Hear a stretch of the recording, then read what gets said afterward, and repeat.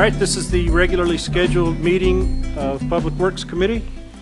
We'll come to order. This meeting is being held pursuant to KRS 61.826 and the Council Rule 5A. I will ask for forgiveness ahead of time. I forgot the agenda and my reading glasses in my office, so we're just going to wing it. There was an item from the mayor's office that will be held. Is that right? Yep. So the only topic we have on the agenda today is a presentation from Solid Waste Management. We have with us in chambers today Assistant Director Pete Flood. I was trying to think. Shannon Logan and yeah. Pete Flood. Thank you for being here. The floor is yours. Oh, before you get started, the original topic today was going to be snow removal. We had a change of agenda. I sent that out in an email, but if you didn't get it and you're expecting to hear about snow removal today, you don't have to stay, but you're more than welcome to stay. But you're not going to hear about snow removal. We're going to talk about solid waste today.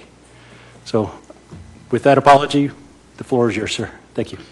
Well, thank you, Chairman Hudson and committee or council members. On behalf of SWIMS, thank you for having us here. Shannon and I are going to both present on this presentation. It's been a bit busy lately for other reasons, but we're going to kind of jump back and forth, so it might not be perfect, but please understand. So I'm going to start off by saying this is Public Works Solid Waste Management Services. It is a very diverse unit of the Department of Public Works that handles a lot of stuff that people don't realize. A lot of people see us as just being the people that pick up the trash in the Urban Services District when in fact we are all over the county. So I created this slide here to kind of indicate where we are countywide versus just in the Urban Services District, and then green would be the Waste Management District, which I'll have one slide on. So waste collection will be your curbside collection of yard waste recycling. Excuse me, I'm sorry to interrupt like this. This is Councilwoman Purvis, and I missed from the beginning. The sound was not on and the sound just came on. So can you please start from the beginning, please, including Councilman Hudson's introduction of who's attending the meeting. Thank you. Thank you, Councilwoman Purvis. I will start from the beginning because I did not do that. So I'll start with, we are joined in chambers by Councilman Andrew Owen, Councilwoman Jennifer Chappell, Councilman Kevin Bratcher, Councilman Stuart Benson, Councilwoman Tammy Hawkins, and online we have Councilwoman Purvis, Councilwoman Parrish Wright. Are there any others online? Oh, and Councilwoman Herndon. Didn't see you over there. But the opening remarks were that if you are here to hear about snow removal, we've had a change in topic on the agenda, and an email was sent out earlier, but if you did not get that email or did not see that email, the topic of the day is solid waste management, and we will hear about snow removal at a later date, but if you're here to hear about snow removal, we're not going to talk about that today. And with that, the presentation had just gotten started, so I'll hand it back over to solid waste management staff. Sure. Pete Flood, Solid Waste Management Services, Assistant Director, presenting with Shannon Logan, also Assistant Director at Solid Waste Management Services. What I was talking about first here is the makeup of Solid Waste Management Services and trying to get past the myth that all we are is the garbage collection, waste, yard waste and stuff in the Urban Services District. We are a county-wide organization. This slide here kind of indicates with blue being Urban Services Districts only, red being a countywide service, and then the green being the Waste Management District, which I will have a slide about towards the end of the presentation to let you guys know what that is about. So our waste collection unit is our curbside collection department. This is probably the most front-facing division that we have. This is where we service residential households, garbage, yard waste, and recycling. Recycling is bi-weekly. Garbage and yard waste is weekly. As of right now, during winter months, it goes to bi-weekly. We also do dead animal collection, and we do litter basket services, public receptacle services countywide. Another thing that we do is large item by appointment. This is also a USD-specific program. This is a collection of up to 4 large items that don't fit into your garbage cart. We can do this through Metro 311 or app or through 311. All you have to do is make an appointment. So the appointments can be weekly. Just with an appointment, last year we had approximately 24,000 appointments that we handled. These requests are handled on average with less than 7 days. We've never had a backlog. Our customer satisfaction score is 4.5. We know that we have some, this is a new program. It's been 35 years that we're trying to change. So we have some goals. Number one is to improve the knowledge within the community of the program, and we have things that we're working on to do that. And also to improve services to multifamily properties where that 0.5% off of 5, probably a little bit of that comes from, where you're in a complex where you don't necessarily know where they're setting it out. So trying to use a little technology to improve that as well. So it's been a good program, and we're continuing to work hard to make it better. Alley action will be the team that's tasked to clear alleyways, cutbacks, to improve lighting and safety and litter in our alleys. This also is in line with the crime plan initiative that the chief has presented with us with. So we do it on a complaint basis, and it's a pretty good team. It's a small team, but they get a lot done, right? It's 7 members, over 200 miles. So they do a pretty good job, and it's just to improve the aesthetics of the alleys and help reduce crime and improve safety.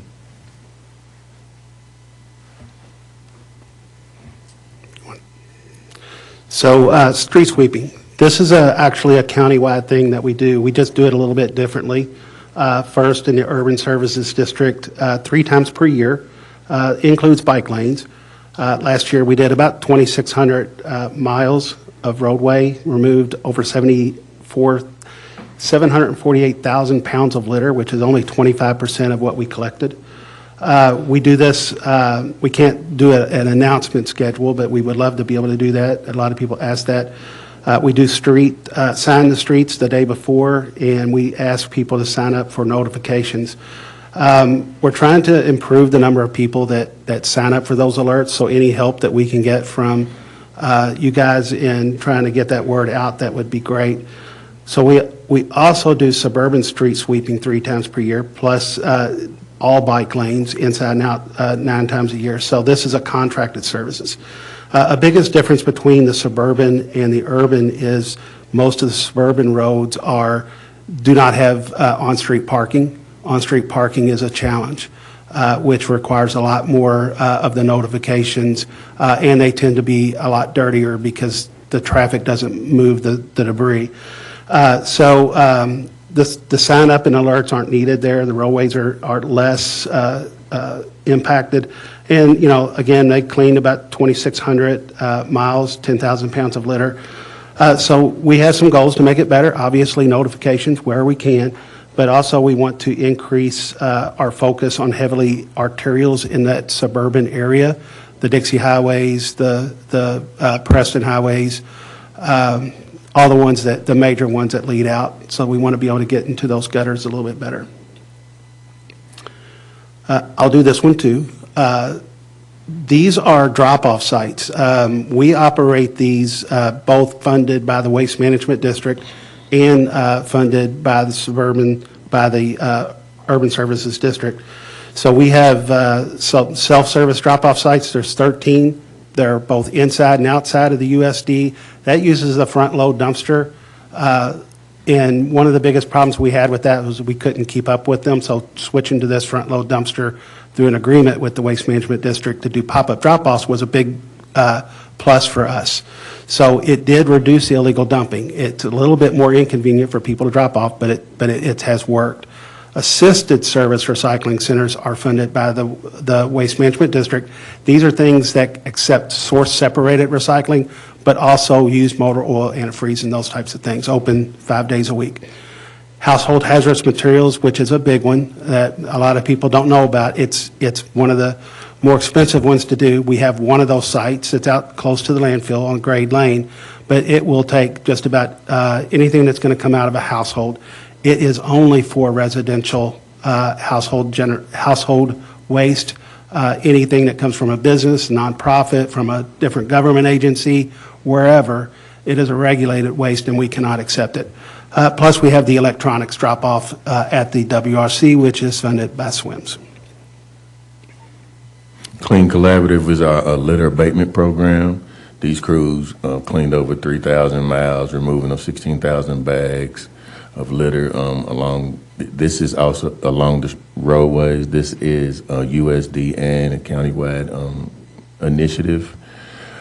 The mission, of course, is to improve communities' cleanliness, right? And it's one of the second most front-facing thing that we do. We partnership with Brightside in downtown, Louisville Downtown Partnership as well to help keep things as clean as possible. Solid waste enforcement, this one is one that I come from, so I know it pretty well. Countywide coverage, we go everywhere. We have 6 enforcement officers, although we've not had a full staff yet, hopefully soon. They do about 6,500 inspections per year, so you can do a little bit of math there and realize that they're pretty busy.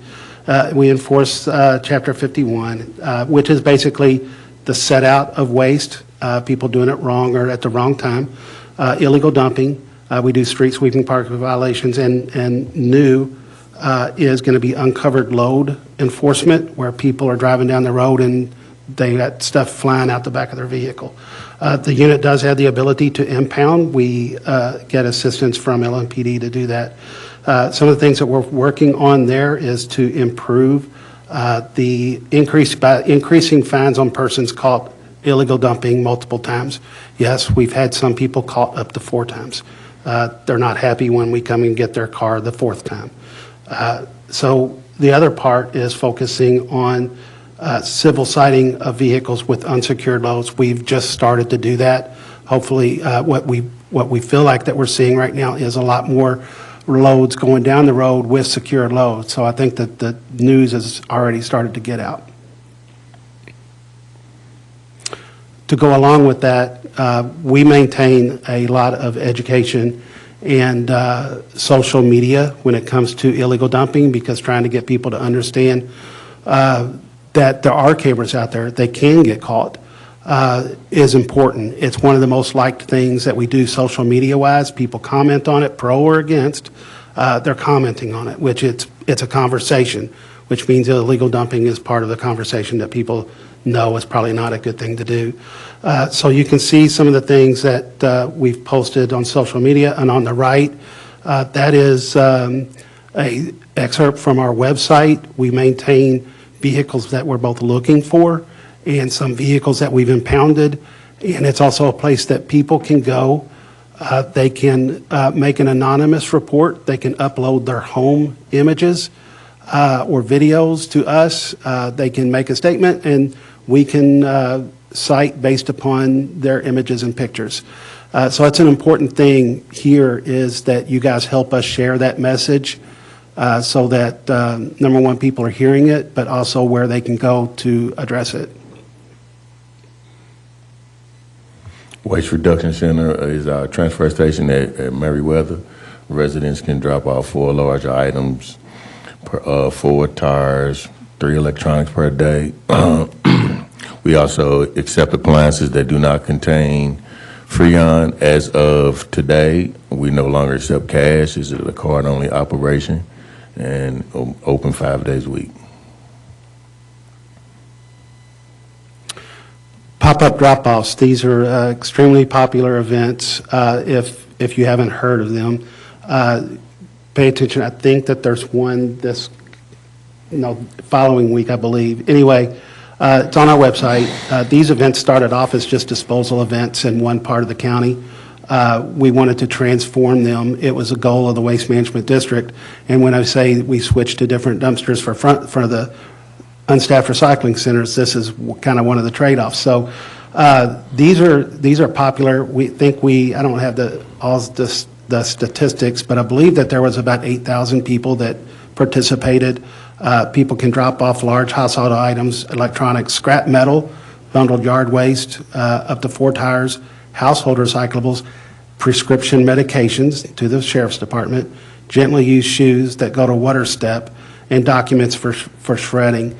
We started off this thing with pretty much a 0% diversion, and last year we were at 54%. So 54% of the stuff that we collected was diverted from the landfill, which is one of the biggest goals that we have. So it's a great program. Help us promote it. We would love to have you guys come out and see it. Technology at SWIMS is one of the biggest things that will be ongoing initiatives. Historically, we haven't had much technology in our operations. We started with Rubicon, which is now Routeware, and it helps with service validation. It also improves the skill set of our younger drivers because it has a turn-by-turn navigation. This is still Rubicon. This helps us identify issues at the curb. There's a picture of it looks like it's a knot out, and it looks like it's a contamination. These things can be reported to supervisors and our enforcement team. The next thing we implemented was Pathfinder sensors at our unstaffed recycling centers. It gives us field notifications to allow us to service these dumpsters before they are overflowing. Yep. That's Yeah, see it right there. Yep. So yeah, that allows us to. What did I miss? Oh, it was, I jumped ahead on you. Okay. Again, these sensors at Pathfinder, they send us field notifications, and it allows us to be more efficient with our service to get to these dumpsters before they're overflowing and cut back on litter on the ground and illegal dumping at these unstaffed centers. Yes, we also use this in our large item appointment system. Whenever they go to a location, it'll turn green. If there's an issue, it gets an orange circle around it. The crews take a picture before and after for quality assurance and service validation. And the next implementation will be Samsara. We start a pilot on April the 23rd. This will be a safety initiative. It will help record. It's a dual-facing camera. It records our drivers where they're out on the route, and it will help us in accidents and incidents, as well as identify distracted driving, and it has a coaching module attached to any distracted driving it notices. These are some of the other services that we provide. We have a complaint crew. They do Wednesday through Sunday operations. They assist on an as-needed basis. This is wherever it's needed, countywide. They handle these urgent requests. They also do the CBD collection on the weekend, and they do collection of litter baskets countywide on the heavy pedestrian areas.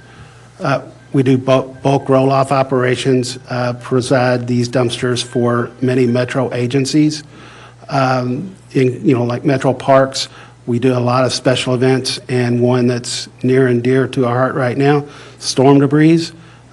We do, so that kind of falls into that operation somewhat.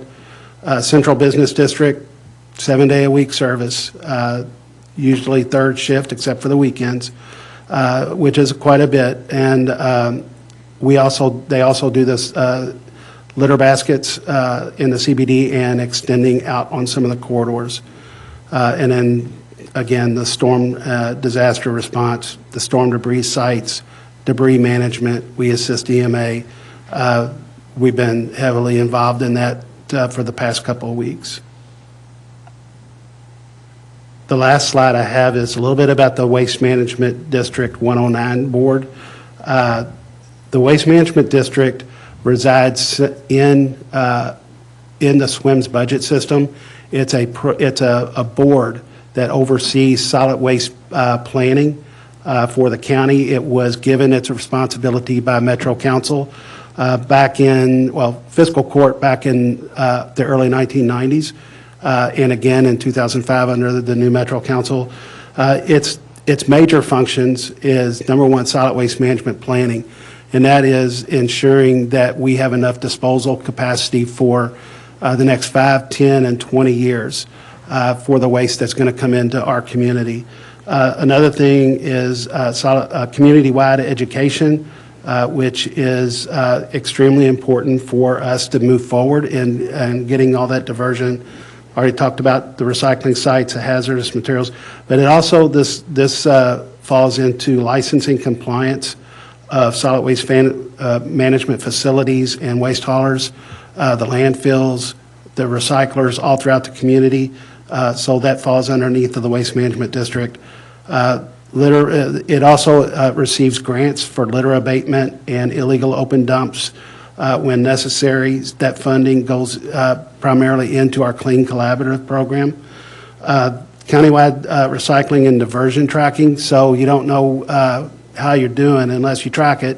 So we track how much weight is coming from, how well curbside is doing in diverting waste, how good commercial entities are doing, and so on and so forth. So reducing contamination is a big thing, which is the Recycle Right program. It's curbside tagging, which has been very good in reducing contamination.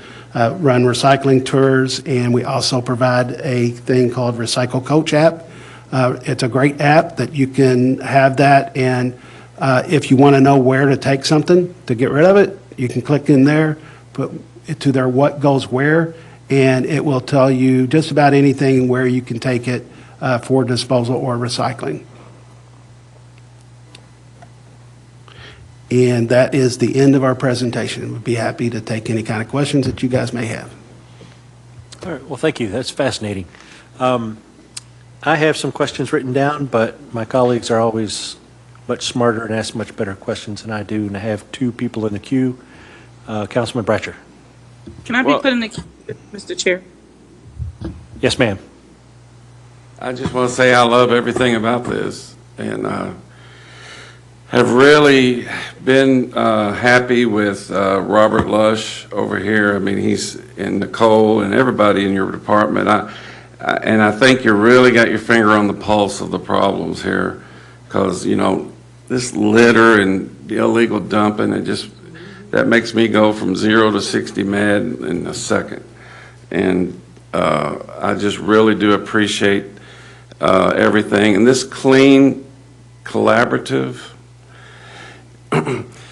that is going to, this is one of the questions I had. I had a meeting with Nicole, Deputy Mayor George, the other day, and I wanted to follow up with this question. So there's an area in Fern Creek that you guys really cleaned up really well, and I just appreciate it so much. Is that going to be like someplace you'll hit like once a month or so, or there are certain areas you're going to come after every week, 2 weeks, a month? Is that, am I getting that right? Bob, do you want to handle that, or Deputy Mayor George?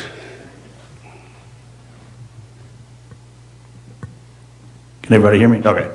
Rob Lush, Clean Collaborative Coordinator. Councilman, I think you're talking about, was that Fairmont Road? Fairmont, and then also in front of Walmart, and then just a lot of areas you all hit that was really, really great. Yeah, so some of those areas we have on our routine schedule. On the current process, it's about every month and a half we would be in that area, but we also take requests. So, 311 or Metro Council members, you could also send requests to me if there's a more urgent, issue going on. Sometimes, like the Walmart locations you're talking about, there are certain locations where codes and regulations will assist us with, citing certain litter issues. There are certain locations that SWIMS enforcement would also help with, so that would be one of those. So it's just one of those things we just have to work on as it comes up. Yeah, well, I appreciate all you guys do, really do. Thank you. Councilwoman Chapel? First off, great job with integrating technology into your systems, and hopefully that'll provide us better metrics. But I hope that that's been well received by your employees, and I just want to again say thank you for putting that together. Also, thanks for being such great partners. Anytime that District 15 holds a community meeting, solid waste management is always there, whether it's Bob or Derby our way. And I just really want to thank you all, Shannon, Pete, Rob, Deputy Mayor George, Director Kern. You're always there. Also, Karen. Oh, there you are. Hello. Just thank you so very much. I have a couple of questions, and I can get back in the queue if there's too many. But Trash for Cash, I was wondering what those organizations are. You had said that there are 8, and you probably don't have those off the top of your head, but I'd love to know what wonderful nonprofit organizations have taken advantage of that program. I can't answer specifically who they are, but all of them are nonprofits. They need to be nonprofits. It is geared more towards groups out there that want to raise a little bit of money for what they need to do. You know, it's been good. Most of that is run through Brightside. We assist with it through the litter abatement grant. But Rob, as part of the Clean Collab person, want to answer that question? Yeah, I don't know the organizations off the top of my head that did it last year, but we can get that to you. I do know that Brightside and I are working on some groups that recently signed up for this year, so we can get with you on that as well. Sure, no problem.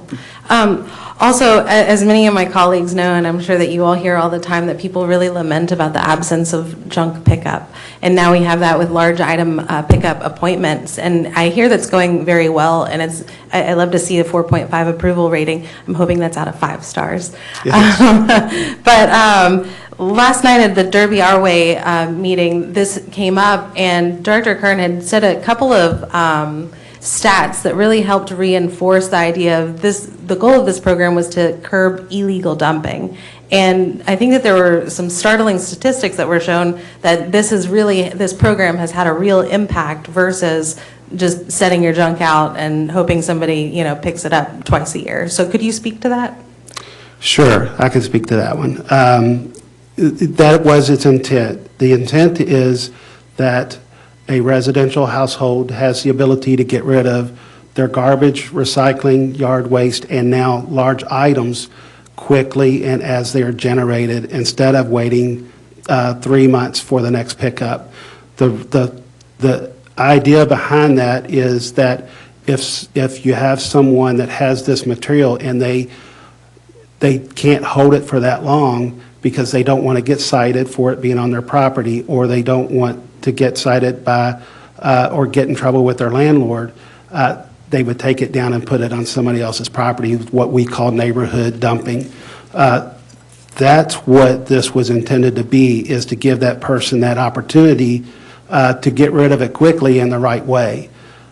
So that is, it's not the whole thing about illegal dumping, because illegal dumping comes from a lot of different sources. There's a lot of properties that don't have metro services that are intertwined with those residential neighborhoods that have 9 or more units, that they might not have a bulky waste pickup, and it's easy for them to take it to the alley and put it on somebody else's. Could be contractors, people that do work in that community. They take it around the corner and dump it. What we have seen, we believe, from the old collection system is a significant reduction in reports of illegal dumping.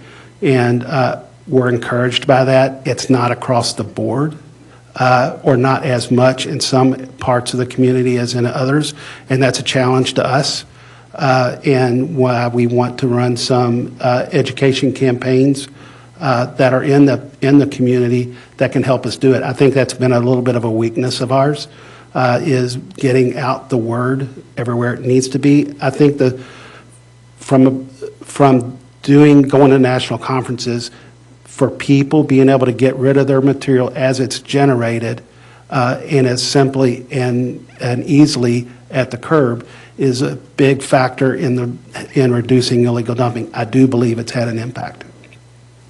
And my last question, then I'll get back in the queue. The signage over at the Merriweather facility is a little lacking, and I was there recently planting trees, and I hope that you've been enjoying your trees even though they're very young. And I heard that there's maybe some new signage that's in the works to not only make the facility look a little bit better, but also function a little bit better. Can you speak to that? Yes, we have, we walked the compound and we placed an order to update all signage, wayfinders, to identify everything with WRC, the buildings, waste collection, bulk waste, so it's all in the works, so it'll be coming soon. Okay, thank you. I'll get back in the queue. Thank you. Councilwoman Parrish Wright. Thank you, Mr. Chair. And apologies, you all, I can't be there, but I did prepare some questions. And thank you for your great presentation because you covered some of them. Illegal dumping comes up a lot. Most of our constituent calls, as we track them, the constituent concerns are around the work that you do. So I want to first commend you all for the work you're doing, especially on top of the flooding and all the other things that have been happening. I narrowed these 5 questions down, and the biggest thing that comes up is the conditions of the fleet vehicles for trash and recycling services. Is there an update on that? And then my last question would be about other than the Clean Collaborative, is there an existing plan to collect trash and litter in neighborhoods along public right-of-ways? We get these questions a lot. I know there's MOAs and with Kentucky Department of Transportation, the roads and all of that maintenance along Manslick Road, interstate ramps and medians. Just trying to see, I know that this kind of overlaps with illegal dumping and it's an issue that some of us see in our districts, but just wanted to see what, other than that, what else existing plan that is dealing with that? Well, one thing I can speak to is that we've come to realize that we need to connect with the people that we provide services to help them understand what our services are. As I said, we provide excellent services where people can get rid of the stuff if they do it the right way. And what we feel like is that we need to be able to get into that neighborhood, get a presence, establish ourselves as somebody that's going to be a partner with the community to help them understand the waste collection system, to get what they need so that we can change and reset the waste collection system within that neighborhood. We've tried this in 2 areas. One was along, not Strawberry Lane, Wabash. It's a place that is a very challenging place to do waste collection because of the configuration of the apartments. Going in, ensuring that people know what their garbage cans are, that they have enough garbage carts, that it's in good shape, and then what they need to do to maintain that. And we also worked on the bulky waste part of that. We had a lot of success. It was much cleaner. Another area that we worked on was Colonial Park. I think it was 100 and something different places there. Constant reports of illegal dumping, which really wasn't illegal dumping, it was just poor waste management. We went into there and with the team and assigned garbage carts, got people to understand why they need to bring them back to their property instead of them being community places where nobody takes responsibility. We were there, I think, I couldn't tell you how many service requests we had, but weekly we were there to clean up a mess. After we rolled that out, the number of times that we've had to go back there is very small. The number of complaints that we have is very small. So to answer your question, we believe that that's the kind of the future for us to. It's time consuming and it doesn't happen fast, but you have to get into the community, reset that waste collection system, and we'll reset the expectations, and then you can start to see some consistent improvement. So that's one of the things. As far as the interstate goes, it's a tough thing because, as you probably already know, it is KYTC. And through the Clean Collab, if we didn't, and the Waste Management, provide funds for 4 extra cleanings during the winter, we would be in a whole lot worse situation on the interstates. So that's another thing that I know Deputy Mayor George and Rob, and through all the different initiatives about covering your load, that enforcement, there's so many things going on to try to improve the cleanliness of the highways. It just takes time. And the fleet, sir, just that last question was about the conditions of your fleet vehicles for trash and recycling services. So in regards to the fleet question, we have started receiving our fleet replacement orders from last year. We are currently in the middle of developing a plan to get us back to industry standard in our fleet moving forward. And the technology that Samsara pilot will help us. It has telematics, so it will help us diagnose our fleet in real time, communicate with the garage so they know what's going on, and we'll be able to be better stewards of our equipment.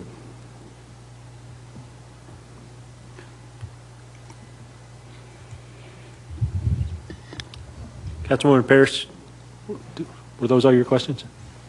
I had one more, but I was going to get back in queue. I just have one more, but Go for however it. you want. Go for it. Okay, thank you. I appreciate that. So the last one was about how you work with JCPS to ensure cleanliness near their properties, i.e. like the bus compounds. In our district, we have a bus compound that is in the community. I was just at their neighborhood meeting last night, is seeing a lot of issues with the trash. And a lot of times the neighbors pick it up and do what they got to do. But is there any collaboration with JCPS on things like that?